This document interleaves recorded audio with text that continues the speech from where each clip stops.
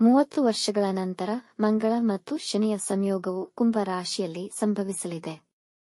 ಈ ಶನಿ ಕುಜರ ಸಂಯೋಜನೆಯು ಎಲ್ಲಾ ರಾಶಿಗಳ ಮೇಲೆ ಪರಿಣಾಮ ಬೀರುತ್ತದೆ.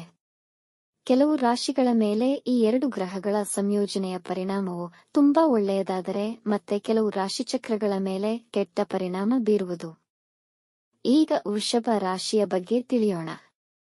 ವೃಷಭ ರಾಶಿಗೆ ಶನಿ ಕುಜರ ಚಲನೆ 10ನೇ ಮನೆಯಲ್ಲಿ ನಡೆಯುತ್ತಿದ್ದು, ವೃಷಭ ರಾಶಿಗೆ ಶನಿಯು ಒಳ್ಳೆಯ ಸ್ಥಿತಿಯಲ್ಲಿದ್ದರೂ ವೃಷಭಕ್ಕೆ ಮಂಗಳ ಮಾರಕ ಗ್ರಹವಾದ್ದರಿಂದ ವೃತ್ತಿಯಲ್ಲಿ ನಿಮ್ಮ ಕಾರ್ಯಚಟುವಟಿಕೆಗಳ ಮೇಲೆ ನಿಯಂತ್ರಣ ಸಾಧಿಸಬೇಕು. ನೀವು ವಹಿಸಿಕೊಳ್ಳುತ್ತಿರುವ ಕೆಲಸ ಮತ್ತು ಜವಾಬ್ದಾರಿಗಳ ಮೇಲೆ ಗಮನವಿರಲಿ. ವೃಷಭ ರಾಶಿಯವರು ಕೆಲಸದ ಸ್ಥಳದಲ್ಲಿ ಕೆಲವು ಮುನ್ನೆಚ್ಚರಿಕೆಗಳನ್ನು ತೆಗೆದುಕೊಳ್ಳಬೇಕು. ನಿಮ್ಮ ಸಹೋದ್ಯೋಗಿಗಳು, ಅಧಿಕಾರಿಗಳು ಮತ್ತು ವಿಶೇಷವಾಗಿ ನಿಮ್ಮ ಬಾಸ್ ಜೊತೆ ಸಂಬಂಧವನ್ನು ಕಾಪಾಡಿಕೊಳ್ಳಿ. ನಿಮ್ಮ ಮಾತು ಮತ್ತು ಕೋಪದ ಮೇಲೆ ನಿಯಂತ್ರಣವಿರಲಿ, ಇಲ್ಲದಿದ್ದರೆ ನಷ್ಟವನ್ನು ಅನುಭವಿಸಬೇಕಾಗಬಹುದು. ಓವರ್ ಕಮಿಟ್ ಆಗಬೇಡಿ. ಶಾರ್ಟ್ ಕಟ್ ರೀತಿಯಲ್ಲಿ ಕೆಲಸ ಮುಗಿಸುವ ಪ್ರಯತ್ನಗಳನ್ನು ಮಾಡಬೇಡಿ. ನಿಮ್ಮ ಗುರಿ ಸಾಧನೆಗೆ ನಿರಂತರ ಪರಿಶ್ರಮವಿರಲಿ. ವೃತ್ತಿಯಲ್ಲಿ ಹೆಚ್ಚಿನ ಪರಿಶ್ರಮ ಮತ್ತು ಒತ್ತಡದಿಂದ ಕೆಲಸದಲ್ಲಿ ಹೆಚ್ಚಿನ ಸಮಯ ಕಳೆಯಬೇಕಾಗುವುದು. ಹೀಗಾಗಿ ವೈವಾಹಿಕ ಜೀವನದಲ್ಲಿ ಸಮಸ್ಯೆಗಳು ಬರಬಹುದು.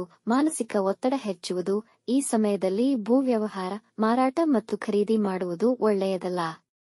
ರಿಯಲ್ ಎಸ್ಟೇಟ್ ವ್ಯಾಪಾರಿಗಳಿಗೆ ನಷ್ಟವಾಗುವ ಸಂಭವವಿರುವುದರಿಂದ ಎಚ್ಚರದಿಂದ ವ್ಯವಹರಿಸಿ. ಪಟ್ಟ ಕಷ್ಟಕ್ಕೆ ಪ್ರತಿಫಲ ಏಪ್ರಿಲ್ ನಂತರದಲ್ಲಿ ದೊರೆಯುವುದು. ಏಪ್ರಿಲ್ 23ರ ತನಕ ನಿರ್ಣಾಯಕ ಸಮಯವಾಗಿರುತ್ತದೆ. ಅಲ್ಲಿಯವರೆಗೂ ಎಲ್ಲವನ್ನೂ ತಾಳ್ಮೆಯಿಂದ ನಿರ್ವಹಿಸಿ. ಪರಿಹಾರ: ಹನುಮನ ಆರಾಧನೆ ಮಾಡಿ ಅಥವಾ ಶನಿ ಮಂತ್ರ ಜಪಿಸಿ. ಶನಿವಾರದಂದು ದಾನ ಮಾಡಿ. ವೀಕ್ಷಿಸಿದ ತಮಗೆ ಧನ್ಯವಾದಗಳು. ಮಾಹಿತಿ ಇಷ್ಟವಾದಲ್ಲಿ ನಮ್ಮ ಚಾನಲ್ ಅನ್ನು ಸಬ್ಸ್ಕ್ರೈಬ್ ಮಾಡಿ, ಲೈಕ್ ಮತ್ತು ಶೇರ್ ಮಾಡಿ. ತಪ್ಪದೇ ಬೆಲ್ ಐಕಾನ್ ಪ್ರೆಸ್ ಮಾಡಿ.